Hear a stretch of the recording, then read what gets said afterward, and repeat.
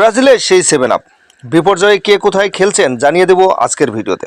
ভিডিওটি ভালো লাগলে অবশ্যই একটি লাইক দিবেন, চ্যানেলটি সাবস্ক্রাইব করে না থাকলে চ্যানেলটি সাবস্ক্রাইব করে বেল আইকনটি বাজিয়ে দেওয়ার অনুরোধ করছে। আর অবশ্যই আপনার মূল্যবান মতামত আমাদেরকে কমেন্টসের মাধ্যমে জানিয়ে দিতে পারেন। বেশি কথা না বাড়িয়ে শুরু করা যাক আজকের ভিডিও। কারো কাছে মারাকানাজ্জোর পর সবচেয়ে বড় বিপর্যয়, কারো কাছে বেলো হরিজন্তের সেই হার মারাকানাজ্জোর জাতীয় বিপর্যয়।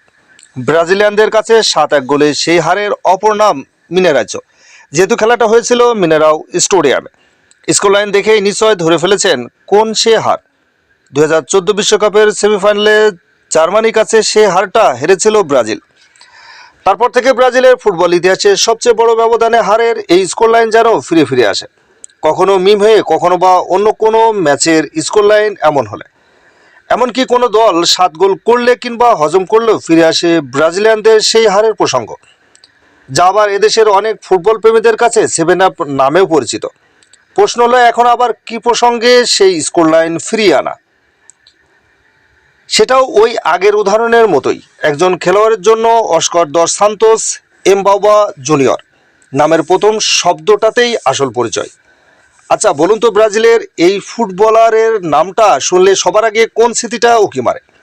ঠিক ধরেছেন, উত্তর লুকিয়ে সেই স্কোর লাইনেই। ব্রাজিলের 7 গোল হজমের ম্যাচে একটি শোধ করেছিলেন এই অস্কারই। 2016 সালে ব্রাজিল জাতীয় দল ছেড়ে দেওয়া এই অ্যাটাকিং মিডফিল্ডারকে অন্য কোনো কারণেও আপনার মনে পড়তে পারে।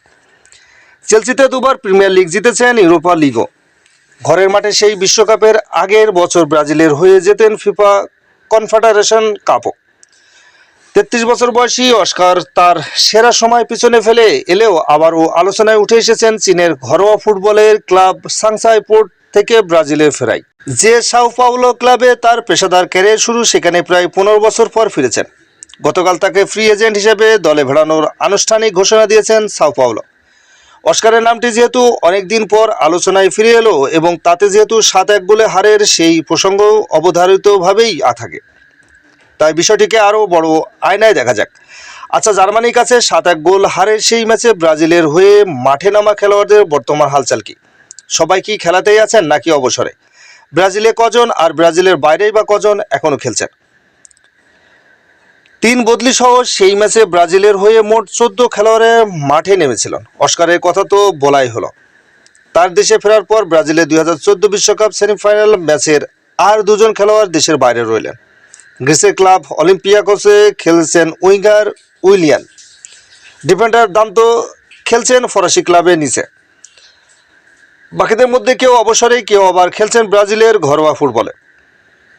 45 বছর বয়সী গোলকিপার হুলিও সিজার যেমন 6 বছর আগেই অবসর নিয়েছিলেন। তার শেষ ক্লাব ছিল ফ্লামেঙ্গো। 43 বছর বয়সী রাইট ব্যাক মাইকন অবসর নিয়েছেন গত বছর। শেষ ক্লাব ছিল সান ম্যারিনোর ত্রিপেনে। 37 বছর বয়সী সেন্টার ব্যাক দাভিদ লুইস আপাতত ক্লাবহীন।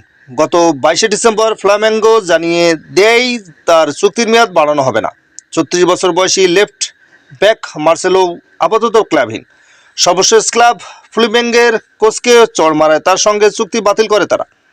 37 বছর বয়সী ডিফেন্সিভ মিডফিল্ডার লুইস গুস্তাভো এখনও খেলছেন। সাও পাওলোয় তাকে সতীর্থ হিসেবে পাচ্ছেন অস্কার। 39 বছর বয়সী আরেক ডিফেন্সিভ মিডফিল্ডার ফার্নান্দো খেলছেন ব্রাজিলের ক্লাব। তো এই ছিল আজকের মতো ভিডিওটি কেমন লাগলো আপনার মূল্যবান মতামত কমেন্টের মাধ্যমে জানিয়ে দিতে পারেন।